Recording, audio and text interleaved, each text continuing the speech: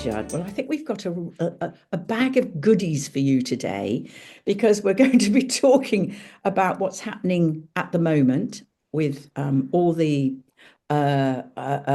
movement in Pisces, the Pisces stellium, and also moving into Aries. And then we're going to introduce you to the most extraordinary chart that's going to be forming on the 9th of August, but we're going to keep that for a bit later on. So, Steve, let's start with what's happening at the moment. And just before we do, I just want to say it's the full moon in Libra, and boy, is it triggering me. It's sitting Yeah, right I on mean, my Saturn at the the full moment. moon was actually what 2 days ago now, but it's Yeah, still yeah. so Oh, resonant. absolutely. Um,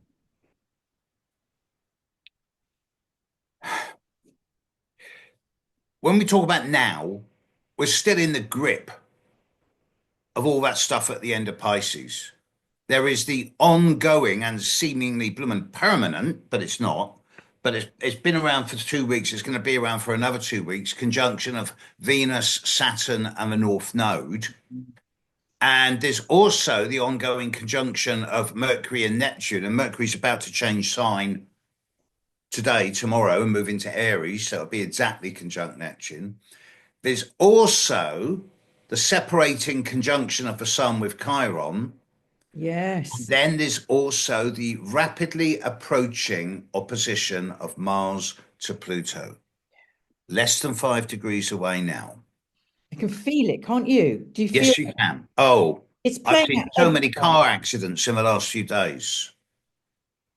Yeah. Um, there is this sense of imminence, expectation, and it's not anticipation, it's trepidation. I Mm. think that's a good way to describe what's going on because everyone feels a little bit out of control. Yes, or triggered. Yes. And as you know, I'm putting on this big gig at the start of May, and I'm thinking, oh God, I hope we get there in one piece. Well, when um, it's clear, it clears it will clear a bit. it'll be clear by then. Yeah, Yeah, we'll get a chance to review it. yeah, But when we talk about what's happening now with all these conjunctions and the end of all this stuff in late Pisces and early Aries, the end point of this will be the new moon in 11, 12 days' time, because that new moon will be square Mars and Pluto. that's right. It's building up, And isn't it? it's building. Yeah. And that, I think, is going to be the um, temporary finale to the dramas of the last couple of months. I Mm. think the overinflatedness of the global economic and political system is the bubble is about to burst. Well, it can't go on like this because the No, tension it can't. is just, it's so huge. It's like having an enormous spot that it's hurting, waiting to pop. It really does feel like that. Well, at the risk of being a Anyway, bit cruder, it feels like the whole world is constipated, and when it clears, it's going to be big. it does feel like that, doesn't it? It does. Um, Yeah. and one of the things, this is the beauty of being an astrologer at this time, because we know that everything is cyclical. To those that don't know astrology or refuse to acknowledge it, they'll be looking at what's going on in the world and going, there's no end in sight. Yeah. Yeah. Whereas astrologers going, no, this too will pass. Yeah. And it will pass, but we'll have to take the understanding and the knowledge with us because it's an evolutionary process that we're going through. I consider where we've been in this last month or two, and now in the next couple of weeks, basically the opening salvo of a year and a half long process, which is the biggest time of concentrated change in human history. No understatements, you understand. Of course. And but it does seem that the intensity of where we are now, it's like we're being crowbarred a square peg into a round hole or being rammed into the fine end of the pencil sharpener. Yeah. And there will be a release. But the thing is, the more the pressure builds up to that release, the more dramatic the release is likely to be. Whether it's through some type of massive economic collapse or some type of military action or some type of figurehead no longer in power. It could be. We all know what's happening with some people, political leaders in America, don't we? In their charts, it's been very triggered in some of theirs. I'm getting a lot of emails from Canadian astrologers talking about now that they've managed finally to open the pipeline from Alberta to Vancouver, but now Canadian oil doesn't need to go to America to be refined and sold on. It can be exported to China. China's opened up a big office in Vancouver. And the fact that Canada has incredibly large reserves of oil, gas, gold, rare minerals, there's a land grab going on. And it won't stop at Canada because of the Arctic and Greenland. But Absolutely. realistically, this will this is such a big thing that it will upset the whole global balance, and there will be very strong reactions against this. So this isn't going to happen the way that the current dominator culture thinks it will happen. Well, It, I'm really interested in Saturn coming together with the North Node. hmm, You know, for me, I mean, for me, Saturn is wisdom and it's also karma, and the North Node is very much for me to do about destiny. And I just feel like there is destiny at play here. And I'm yeah, going to be really interested to see how it plays out. But there's some massive, major shift. I don't know if the word even is right about shift, but something is playing out globally and also individually. It's really affecting people on an individual basis. Certainly, the clients that I'm mm, mm. reading charts for, Well, there's a lot of confusion going on, or I don't know what I'm meant to be doing, or am I doing the right thing? It's about staying put and allowing it to unfold the way it exactly, needs to exactly. unfold. Now, to get a quick plug in, to use the word you just used, shifts happen. Yeah. But it's just my plug, right? But another way of looking at this, if we view Saturn in terms of the old way of looking at it as the kind of terminator, the boundary planet, the end game, Yeah.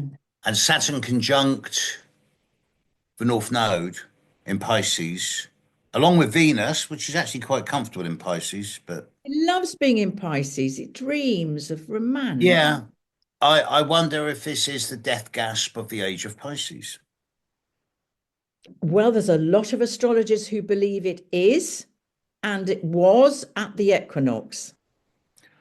I think we are cusping onto the age of Aquarius. Me too. And maybe this Saturn in North Node in Pisces, just at the end of Pisces, with Neptune moving into Aries. Maybe this is really is it. Well, I would go a bit further and I would suggest that by the time we're into March of next year and the Saturn Neptune conjunction is over and Saturn in Aries will be sextiling Pluto, then we enter a 2 year, even 3 year long trine from Uranus to Pluto. And I've got a lot of hope for that one. And I suspect that by that time, I will be saying clearly that we are now in the age of Aquarius by March of next year. Don't You you think? cannot say a date that it happens, but it's a cusp No. It's yes, it is. We're in a period of great of transformation, if you like, aren't we? and But transition. Yeah. yeah, transition. I also think Uranus moving into Gemini is going to shift everything up several gears. Absolutely. Yeah, It's going to make so many of our current systems obsolete almost overnight. And again, that's why the oligarchs and the billionaires are making the land, trying to make the land grabs now, because they know that in a couple of years, their power bases are going to be fundamentally different to what they are now. The whole global economy is in for a massive reset. in the next couple of years, because everything is going to become more and more cerebral and online. And somewhere along their line, there's going to be a mixture between the two. And the chip in the finger.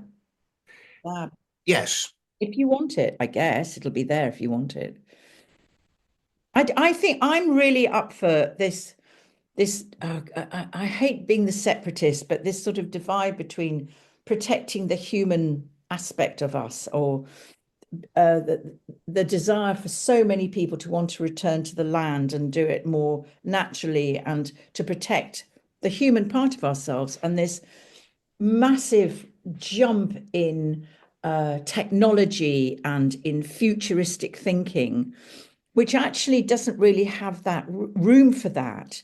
And I think that's going to be, there's a lot of astrologers and also spiritual teachers talking about the war of the soul.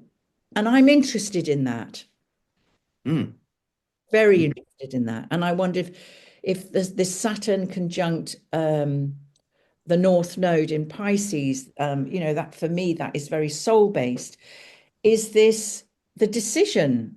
Is this the shift of how we want to live and making that decision? No, I don't want to be this and I want to be that, or I do want to be this and I don't want to be that.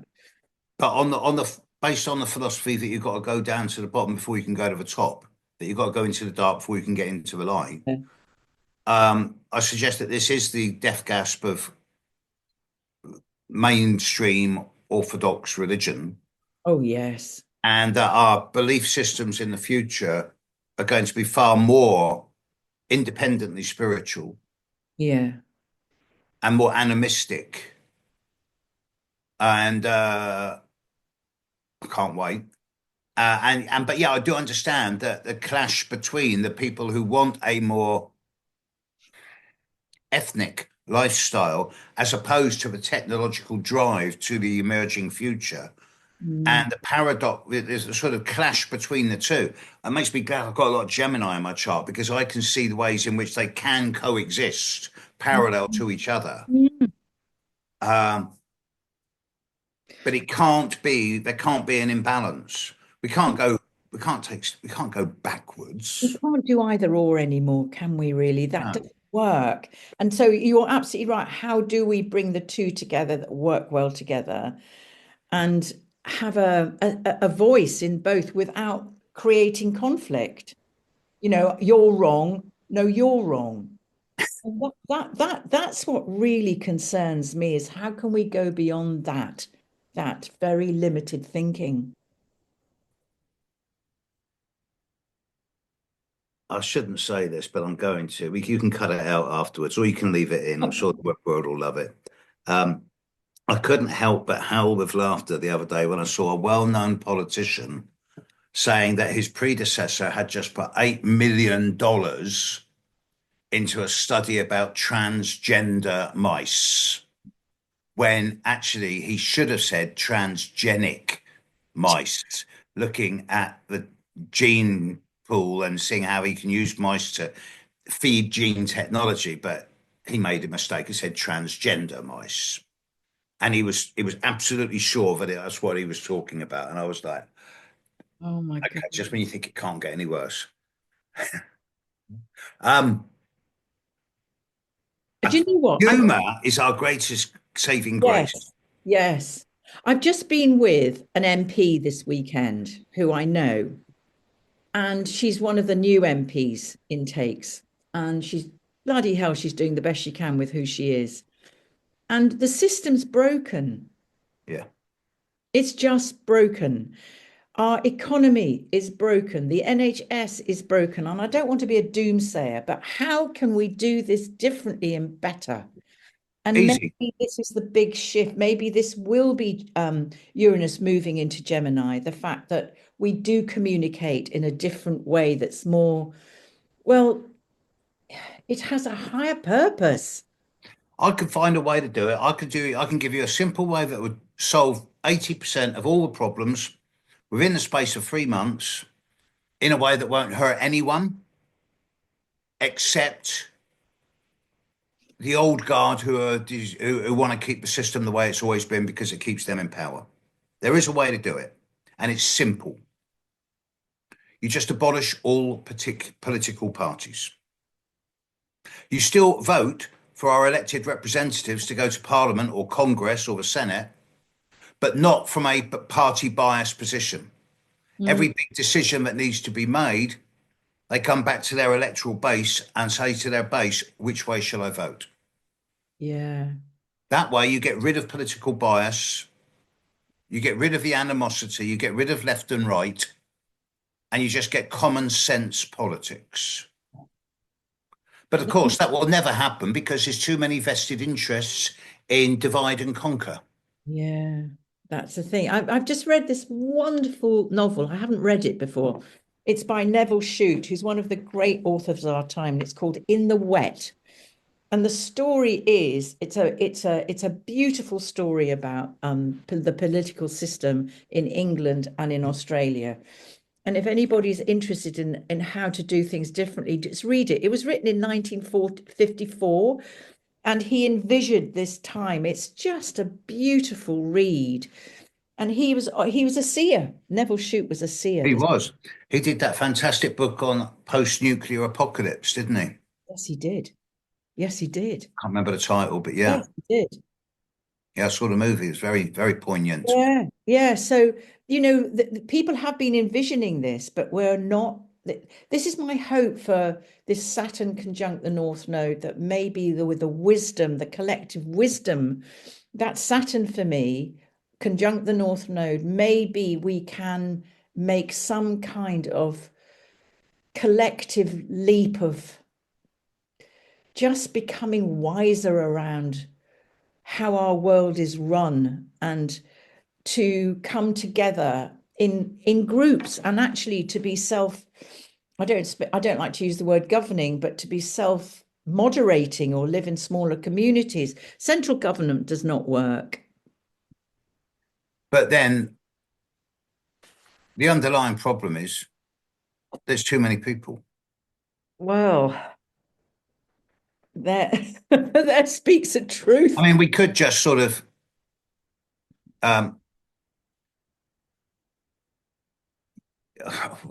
we could just euthanize all the Cancerians and the Sagittarians. That would probably sort it out. I'm a Cancer with Sagittarius moon, for any of you jump on me. I'm a Sagittarius rising, so that's Right. me out too. Yeah. Mm. But no, seriously.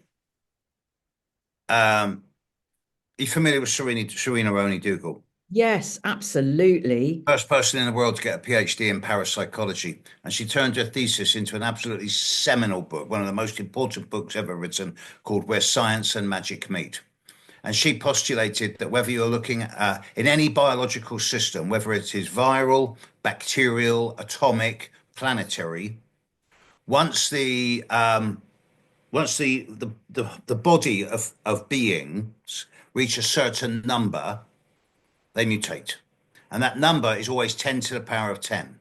When a cell, when there's 10 billion cells, they start mutating and become multicellular organisms. Less skin, less requirement for food, more intelligence. Now, I'm not suggesting this is going to happen to humanity, but we're already at 10 to the power of 9.8. And 10 billion will be reached very shortly. And I suggest that we're on the point of some type of evolutionary leap in consciousness more than anything else, which is going to create a wave of not just empathy and compassion, but common sense and spirituality, which is going to render the dinosaurs and basically the whole financial and economic system obsolete and redundant. And this is inevitable unless there's a massive war. That's the other option. Where billions die. Yeah, that is the other option. And I know which one I prefer. I think it's really interesting that, and I think this is true, that the Native American Indians recognized there was an optimum number of people that could live together in productive harmony, and deal with conflict. And that was around about 100 to 150 people. And then they would, then when it became over that, they would set up another community, and that would then, and that's how they did it. Again, I can't remember where I read this, but I'm pretty sure that was their ethos, and that's why before the Mm. white men that came, Now, the white supremacists came, that they were able to survive and work together. They all knew each other, but they didn't intermarry apparently. at this time, with this new moon coming up, square Mars-Pluto opposition, for the final Mars-Pluto opposition Yeah, of the three, yeah, we live in crazy times. Trepidation, yes. I'd be so pleased when we get through to about April the 29th, April the 30th, yeah. Me too. because then I'll know that, with the exception of three trigger points from the start of May onwards, these being the 21st of September with the eclipse at 29 Virgo opposite Saturn Neptune, Yeah, the conjunction of Mercury and Jupiter on the 9th of June at 0 Cancer square Saturn Neptune, and the 17th of August. on the 17th. Then, with the exception of these dates, I believe that by the time we're into early May, 70%, even 75% of the traumas of 2025 are over. Yeah, do you know what, Steve? I said to myself before Christmas, if we can get through to the end of April without lobbing a bomb at each other, we may make it.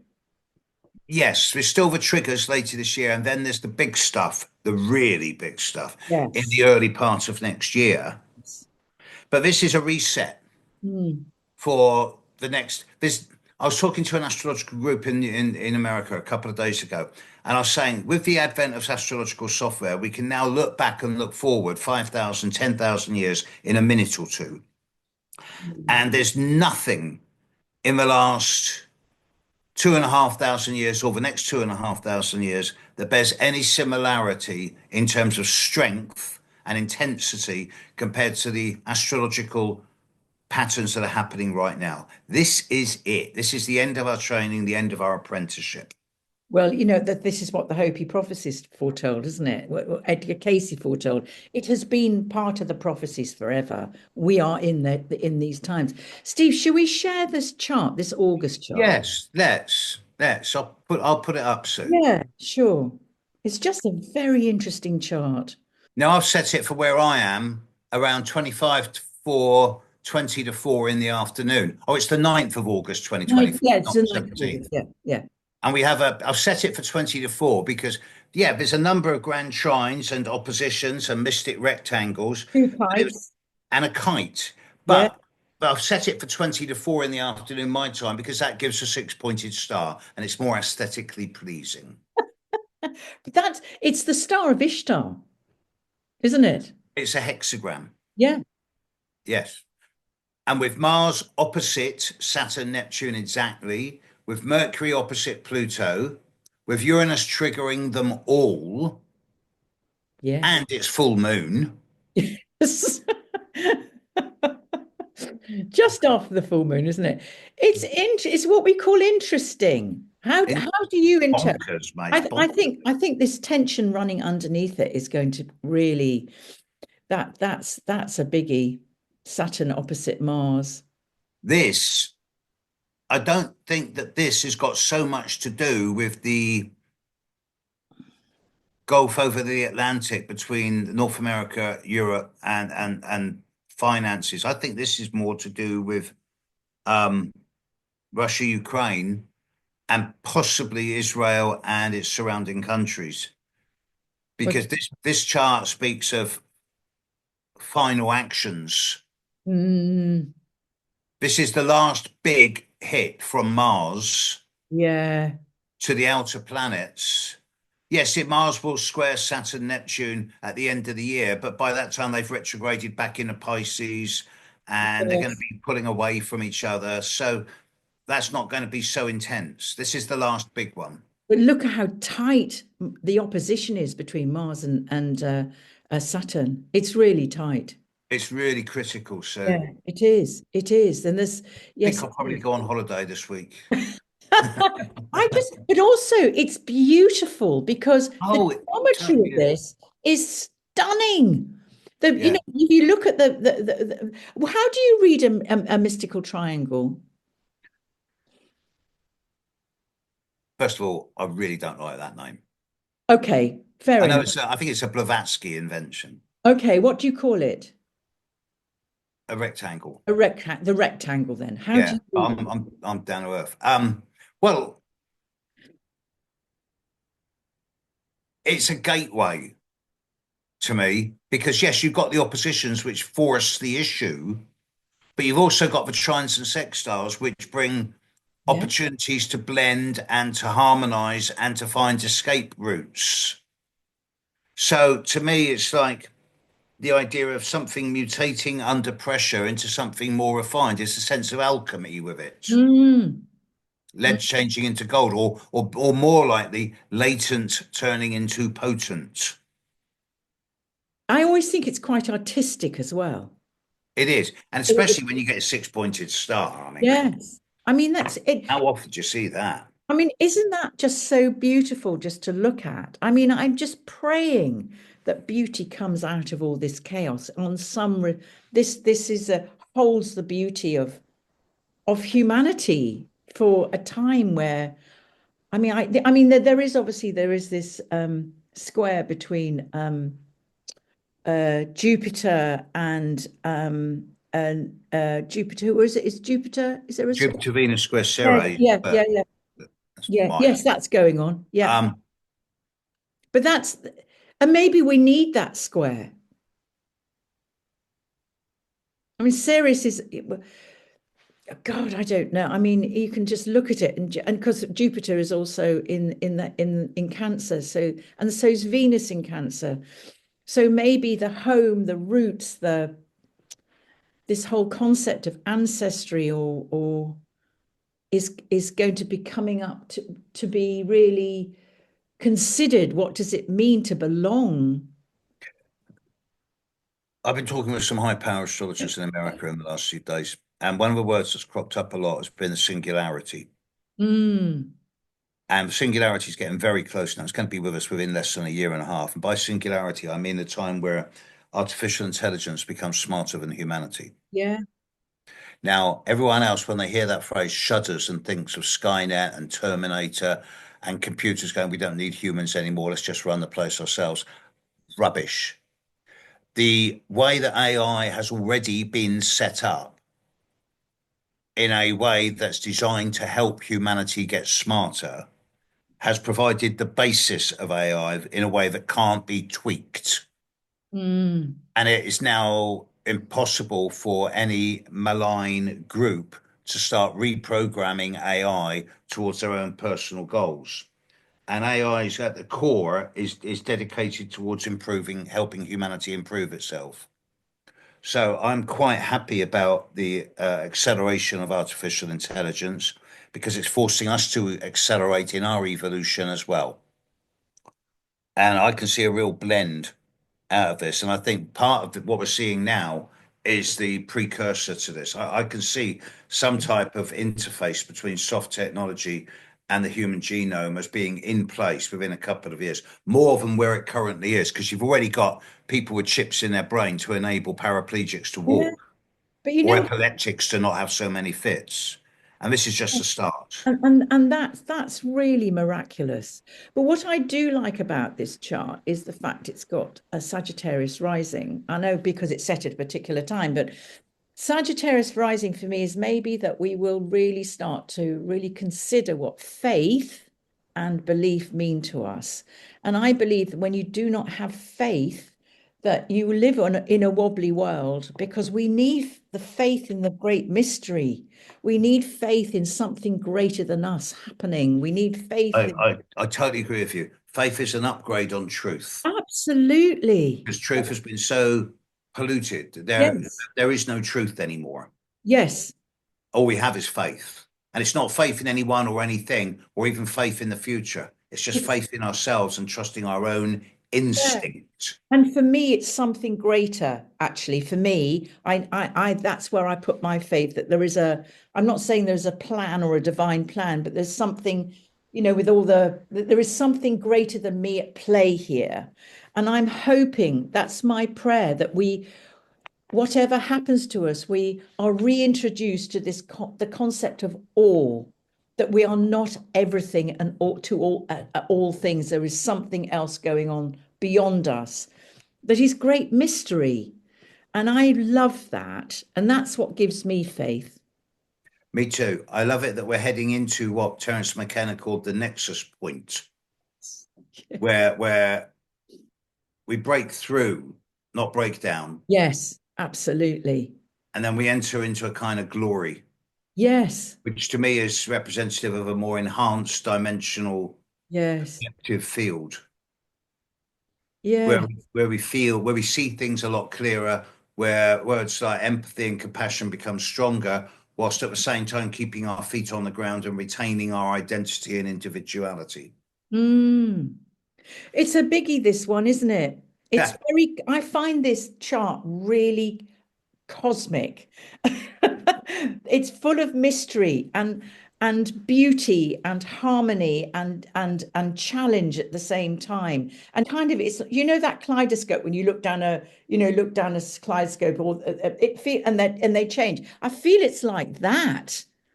I mean, I don't think if I this had to choose one word from this chart, it would be hope. mm, yes. For me, it's faith. For you, it's hope. Yeah. And it'd be interesting to see what everybody feels who's watching this. Is there a word that comes to you as you watch or you sit with this? It's going to be tough with Mars opposite Saturn and Neptune. Yeah. There's going to be a lot of people throwing their toys out the pram at this time.